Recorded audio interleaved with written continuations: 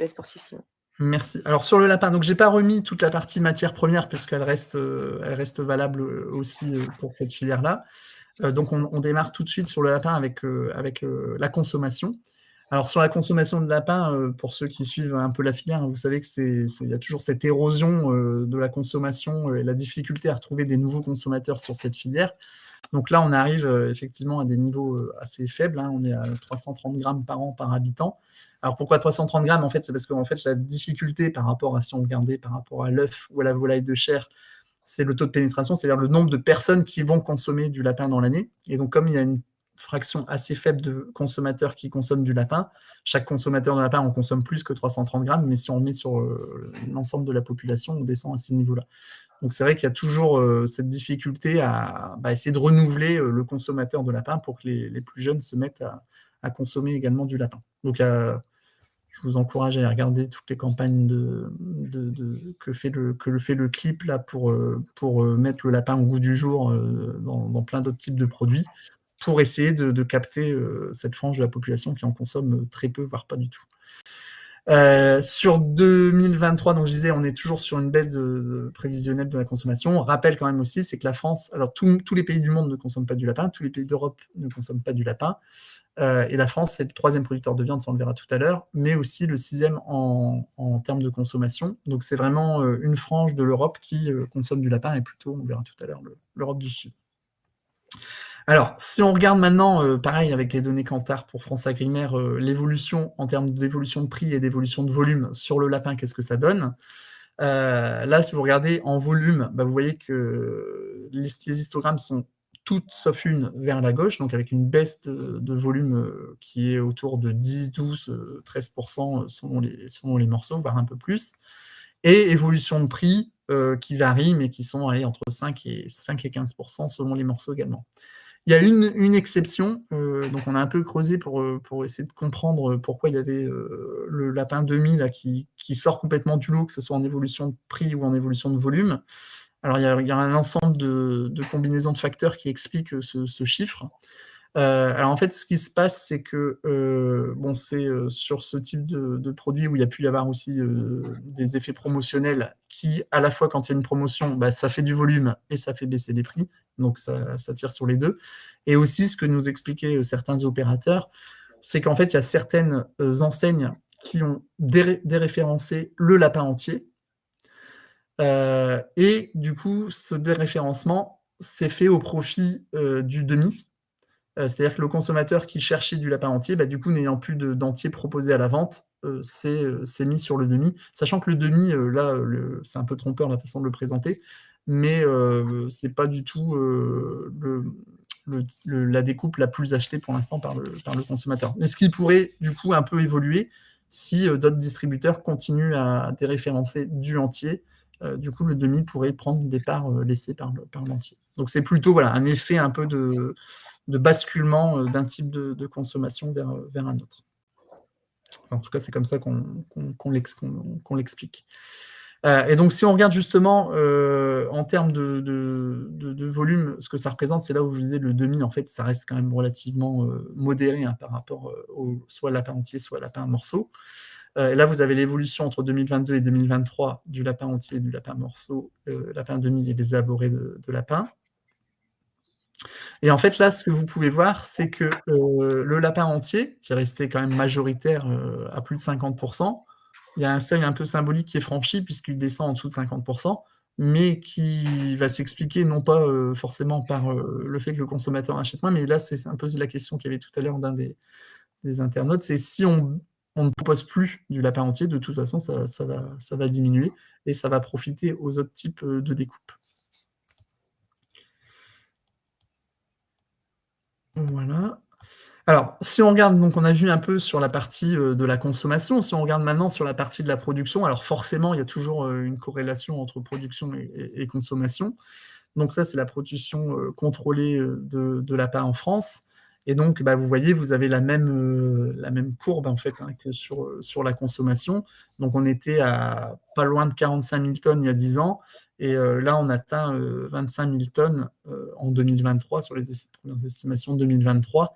Donc pareil, on commence à atteindre un peu des seuils un peu symboliques. Si on passe en dessous de la barre des 25 000 tonnes, on commence vraiment à être à des niveaux de tonnage assez réduits. Mais on va dire que c'est la suite logique de ce qu'on a vu juste avant. Alors, si on regarde quelque chose et qui est plus favorable pour la filière, c'est sur le commerce, par rapport à nos autres filières avicoles. Il y a en lapin un solde commercial qui est toujours très favorable, c'est-à-dire que si on regarde sur le commerce extérieur, donc à gauche, vous avez en volume et à droite en valeur le solde, enfin les imports, les exports et le solde. Et donc, vous pouvez voir en fait que par rapport à ce qu'on importe, par rapport à ce qu'on exporte, on a un solde qui est extrêmement bénéficiaire, que ce soit en volume ou en valeur. Donc, la consommation diminue, la production diminue, mais on reste extrêmement excédentaire. Donc, c'est une filière, on va dire, on verra tout à l'heure, qui a un taux aussi d'approvisionnement très supérieur à ce qu'on peut connaître chez les autres filières. Alors, quels sont les pays concernés par les échanges au niveau de la France? Donc là, les pays les plus concernés par les échanges, donc au niveau des importations, et là, par contre, il y a un petit signal d'alarme, on va dire, qui se déclenche. Donc il y a toujours la Belgique et l'Espagne, nos pays voisins, desquels on importe pas mal de lapins. Alors après, attention à l'échelle, hein, sur les tonnages, on peut avoir des effets très forts, comme les tonnages sont assez faibles. Il peut y avoir un opérateur qui, d'un coup, importe pour qu'on voit des évolutions à 2 chiffres assez facilement. Mais là, pour le coup, on voit, c'est sur la Chine, on a plus 51% d'imports en provenance de Chine. Donc c'est de 2023 par rapport à 2022. Donc c'est une évolution très importante. Et c'est un peu un point de vigilance. Alors, sachant que historiquement, il y avait eu pas mal d'imports depuis la Chine. On en avait beaucoup moins ces derniers temps. Après, ça peut être aussi tout simplement qu'il y avait des imports, un peu comme ce qui se passe en volaille avec l'Ukraine et qui transite par les Pays-Bas. On a un peu la même chose en lapin avec la Chine, c'est-à-dire que ça peut être aussi tout simplement de l'import direct depuis la Chine, alors qu'avant cet import était indirect en passant par un autre pays européen. Donc ça peut être aussi juste une question de transfert. Et sur les exportations, là, en fait, c'est un peu toujours aussi les mêmes pays qu'on retrouve, hein, donc plutôt nos voisins européens, sud de l'Europe et nos voisins frontaliers. Et puis, on voit une évolution quand même aussi importante sur les pays tiers. Alors, ce que je disais tout à l'heure sur cette filière-là, la particularité, c'est comme on est excédentaire par rapport à la production, par rapport à la consommation, du coup, on a un taux d'auto-approvisionnement, donc je rappelle, production brute sur consommation brute, qui est très positif. On est à plus de 110% hein, sur les dernières années. Là, on est à l'estimation 2024, on est à 111,9. Donc on est très largement excédentaire. Donc ça, c'est plutôt positif, sachant que pareil, je rappelle, derrière un taux d'auto-approvisionnement, ça n'empêche pas qu'il y ait des échanges, parce qu'on peut être déficitaire en certaines pièces et excédentaire en d'autres pièces. Il y a toujours ce problème d'équilibre carcasse à trouver, qui fait qu'il y a certains morceaux où on peut être plus en demande que d'autres, quoi. Alors, sur les pays qui sont grands producteurs de lapins en Europe, vous voyez sur le camembert de gauche un peu le trio de tête, où là c'est vraiment, comme je disais, pas forcément très réparti dans toute l'Union européenne. Donc il y a vraiment que quelques pays qui produisent du lapin. Donc il y a l'Espagne qui est en tête et d'assez loin, avec plus d'un tiers de la production européenne, l'Italie qui est en deuxième position, et puis la France en troisième position. Et après, on a quelques pays de l'Est, République tchèque, Pologne, qui sont derrière. Mais donc vous voyez, les 3 premiers pays se distinguent nettement du reste de l'Europe, parce que l'ensemble après des autres pays européens pèse 11% pour l'intégralité de tous les autres pays européens. Donc en 2023, on a 115 000 tech, donc c'est en baisse aussi au niveau européen, mais là on va le voir après pays par pays. Comme ce qui se passe en France, la France n'est pas du tout la seule à avoir cette baisse de production, c'est quelque chose qu'on retrouve aussi sur les autres pays. Donc c'est ce qu'on retrouve sur ce graphe-ci. Là, vous avez donc les principaux pays, Espagne, Italie, France, Pologne. En noir, c'est 2023 par rapport à 2022, et 2024-2023, c'est en turquoise, là. Et c'est bien sûr des estimations à ce jour. Donc la prévision, elle est de moins de 4% au niveau global européen, et donc vous voyez moins 2% sur l'Espagne, -4 sur l'Italie, -7 sur la France, -11 sur la Pologne. Il y a quand même une gradation, c'est-à-dire qu'en gros, les pays qui sont les plus gros producteurs et consommateurs baissent un peu moins, on retrouve un peu le podium dans l'autre sens par rapport à la baisse de production, quoi. Donc en gros, la production et la consommation se concentrent encore plus dans les pays, dans le cœur de zone.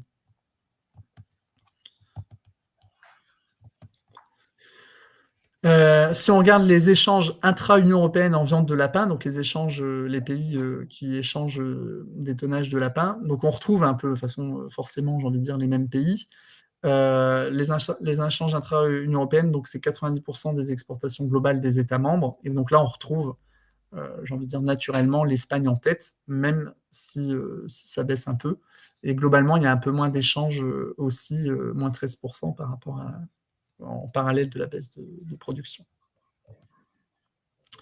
Alors, le lapin dans le monde, pour là, on a voulu vous donner quelques chiffres, pour sortir, on va dire, de France et Europe, pour voir un petit peu plus au niveau monde, comment ça se passe pour cette production-là. Donc il faut savoir que la production de lapin dans le monde, elle est estimée à 750 000 tonnes, donc elle est en réduction à -13 en 2022 par rapport à 2021. Mais on l'avait déjà dit, mais il y a déjà ça pas mal de web échos en arrière, qu'il y a un grand pays, producteur et consommateur, qui est la Chine. C'est pour ça d'ailleurs que quand on importe, ça vient notamment de ce pays-là. Parce que la moitié de la production mondiale se situe dans ce pays-là. Et dans ce pays-là, j'ai plus le nom d'ailleurs de la province en tête, mais c'est dans certaines zones très localisées de Chine où il y a une consommation importante de lapin. La production de l'Union européenne s'élève à 115 000 tonnes, soit 15% de la production mondiale, donc c'est pas négligeable, mais quand on voit que la Chine toute seule pèse plus de 50%. Par contre, dans les échanges, l'Union européenne pèse pas mal puisqu'elle pèse un tiers des exportations mondiales et si on enlève bien les échanges intra-pays européens. La Chine, premier producteur mondial, pèse 57%, d'où le fait, je disais tout à l'heure, qu'on retrouve dans les importations du lapin qui est originaire de Chine. Et il faut savoir aussi que dans le commerce international, c'est une production où il y a assez peu d'échanges, puisqu'on est à environ 1% de la production mondiale seulement qui est échangée. Donc c'est très concentré, la production par rapport aux consommations des marchés intérieurs. Les principaux importateurs là, dans le monde, donc il y a l'Union européenne, qui est à la fois un gros pays exportateur, enfin une grande zone d'importation, une grande zone d'exportation avec 50% des imports, les USA 26%, la Suisse, le Royaume-Uni et le Canada. Et sur ces 5 pays, enfin, ou 5 zones, si on considère l'Union européenne à 27, c'est 90% des imports dans le monde. Donc sur la filière lapin, qu'est-ce qu'il faut retenir? Quelles sont un peu les perspectives? Donc le gros sujet quand même reste la problématique de la baisse de cette consommation qui se poursuit. Donc comme je disais, même s'il y a pas mal de leviers, de choses qui sont mises en place, d'adaptation des produits, hein, il y a des opérateurs, des interviews il n'y a pas très longtemps des principaux opérateurs qui expliquaient un peu toute la dynamique qui est mise, un peu comme en volaille en fait, où on sait qu'il faut aller vers plus de praticité sur des produits faciles à préparer, etc. Donc un peu tout ce qui est mis en place pour essayer de pallier à cette baisse de consommation. Après, il y a quand même le risque d'un effet seuil critique. On l'a dit tout à l'heure, il y a certains, par exemple, qui déréférencent du lapin entier. Donc, bon, s'ils mettent du demi, ça peut être juste un transfert de consommation, mais il ne faut pas que ça soit du déréférencement pur et simple. Ce n'est pas spécifique à la France. Tous les pays européens, hein, on le voit, sont concernés, et même au niveau mondial, on a vu, il y a une baisse aussi de production de consommation. Le point positif pour cette filière par rapport à tous les enjeux de souveraineté dont on parle, c'est quand même ce taux d'auto-approvisionnement, c'est-à-dire qu'on arrive à subvenir aux besoins de notre consommation et même on est un pays qui sait exporter sa production. Il y a quand même un petit point d'alerte par rapport aux importations depuis la Chine, avec quand même les limites qu'on a dit, c'est peut-être aussi un effet de transfert de produits chinois qui passaient par d'autres pays européens qui sont directement importés maintenant depuis la Chine. Et puis, on n'en a pas trop parlé parce que c'est plus trop un sujet qui inquiète actuellement la filière, mais il y a quand même tout le volet sanitaire en lapin qui reste toujours important. Donc, il y a des médications qui se poursuivent, donc c'est extrêmement favorable. Et puis, pour l'instant, la VHD qui est contenue, on n'en parle plus trop. Mais bon, voilà, ça reste... n'est pas du tout aux mêmes problématiques que ce qu'on a pu connaître avec l'IHP en volaille, mais ça reste un point quand même de vigilance. Et puis, pour ceux qui ont un peu suivi l'actualité, il y a eu des cas aussi à La Réunion, là, tout dernièrement. La Réunion, en fait, dans les DOM aussi, on consomme du lapin, il y a des élevages aussi de lapins. Et donc là, il y avait eu appel à la vaccination, il y avait un peu un petit point d'alerte dans ce département d'outre-mer. Donc voilà sur la partie lapin. Je ne sais pas s'il y a aussi des questions. Alors pour le moment, pas de questions au niveau du chat, mais il est encore temps de les poser. On va encore avoir quelques minutes ensemble sur cette partie lapin. Sur la production, sur tes graphes, sur les histogrammes, au niveau de la production contrôlée annuelle en France, on voit que c'est assez stable. Enfin, on a l'impression en tout cas que c'est assez stable. Non, c'était sur la partie. Ouais, je remonte. Ouais. On a l'impression que c'est assez stable entre 2013 et 2015, et après on a l'impression qu'à partir de 2016, voilà, on a un effet escalier, là, comme tu disais tout à l'heure pour la partie fonte. Et on a un effet de réduction. Donc, est-ce qu'il s'est passé quelque chose en 2016 qui expliquerait cette descente un peu plus rapide? Ouais. Alors on en parlait justement là dans la conclusion. En 2016, pour le coup, il y avait l'impact de la VHD qui était plus importante. Il y a eu plus de 15% des élevages qui ont été touchés cette année-là. Donc il y avait une baisse de production. Et puis après, il y avait aussi des marchés qui ont été perdus sur. En fait, il y avait la valorisation des peaux de lapin qui existait pour le marché chinois, qui sont taris, cette source complémentaire, on va dire. Et donc, du coup, au-delà de la production de viande, il y avait aussi une valorisation sur cette filière peau qui s'est terminée. Et donc, du coup, entre les questions sanitaires plus les questions de cette perte de ce coproduit, il y a eu une baisse importante d'élevage et du coup de la production, quoi. La question bête, mais la peau était bien un coproduit de la production de lapin, c'était pas du Ouais, lapin. ouais, ouais, ouais, ouais, ouais. Ouais, après, il y a aussi d'autres filières qui valorisent la fourrure de lapin, etc. Mais enfin, là, c'est encore autre. Là, c'est notre filière pour le coup. Ok, ça marche. Et sinon, c'est vrai que là, quand on voit les chiffres, on se demande finalement, il y a encore des marchés d'importation. Enfin, on importe encore alors qu'on explose l'auto-approvisionnement. Donc, c'est pourquoi on continue d'importer finalement? C'est quoi les échanges commerciaux et Ouais. comment la Chine se positionne pour pouvoir exporter chez nous? Ouais, alors en fait, la question sur les importations, c'est un peu ce que je disais tout à l'heure, c'est que même si on a un taux d'auto-approvisionnement qui reste très largement excédentaire, on a toujours le problème d'équilibre carcasse. C'est-à-dire qu'en fait, dans ce qu'on va importer, il y a certaines pièces où on a un déséquilibre, les gigolettes, les cuisses, etc., qui sont très utilisées en RHD. Et du coup, parce que c'est aussi la RHD qui est souvent qui tire un peu la partie importation, c'est là où on a le plus d'origine hors de France. Et donc, du coup, voilà, on a un déséquilibre sur certains morceaux, et puis avec aussi, bien sûr, des prix pour la RHD qui sont plus attractifs, notamment quand ça vient de Chine. Ce n'est pas les mêmes prix que ce qu'on peut pratiquer en Europe. Et donc, à la fois pour des histoires de type de produits disponibles et de prix de ces produits disponibles, il y a des imports qui continuent depuis la RHD, quoi. D'où ce point un petit peu d'alerte quand même sur les importations chinoises, pour voir si ça n'évolue pas trop rapidement, quoi. Et au niveau de la Chine, la consommation, elle est en croissance encore chez eux au niveau du lapin? Alors là, je ne sais pas si Mohamed, parce que Mohamed avait fait une étude il y a quelques années sur. C'est extrêmement localisé dans la consommation, et il y a vraiment une tradition importante de la consommation dans certaines provinces chinoises. De tête, ça restait assez dynamique. Et puis de toute façon, c'est des volumes énormes, hein, même si ça reste à l'échelle d'une province, une province chinoise, ça peut faire quelques pays européens quand même. Donc voilà, donc pour l'instant, c'était plutôt dynamique. Après, on l'a vu sur les chiffres globaux mondiaux, c'est quand même plutôt aussi un peu en baisse, hein. Donc la Chine doit jouer sa part aussi parce qu'elle pèse énormément. Je ne sais plus si c'était sur celle-ci. Moins 13% en 2022 à 2021 sur la production mondiale. Donc c'est-à-dire que c'est quelque part, il y a un peu toutes les zones qui baissent en consommation, même si ce n'est pas sur les mêmes volumes aussi par tête, hein. C'était des volumes bien plus importants. Donc là, je pense que Mohamed apportera le complément de réponse, à la question. Et effectivement et c'est valorisé de la même, en Chine, on va parce qu'ils comme tu disais tout à l'heure, l'Interprof, tous les professionnels essaient font des grandes campagnes de communication. Je pense qu'ils essaient aussi on en avait parlé lors de précédents webinaires éco aussi, de proposer des nouveaux produits, des gammes barbecue et cetera.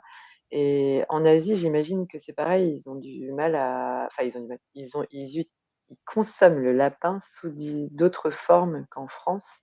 Et est-ce qu'on s'en inspire aussi? Enfin, je sais pas trop. Ouais. Bah là, si on regarde, pour les avoir moi-même testé, les recettes proposées là, il y a pas mal quand même de plats là, qui sont proposés dans les communications du clip, qui sont des plats d'origine asiatique, parce qu'en fait, c'est pas mal utilisé dans toute la gastronomie asiatique. Donc, on retrouve du lapin dans plein de types de préparations différents, frits, pas forcément le lapin mijoté qu'on a l'habitude de manger, nous, en France, mais sous d'autres formes de cuisson, etc., quoi. Et ce qu'on retrouve pour les autres viandes qui sont aussi consommées en Asie sous ces autres formats. Donc, notamment, ouais, voilà, je disais un peu rissolé, frit, dans D'accord. des formes de cuisson qu'on n'utilise pas trop pour le lapin, nous, en France, quoi.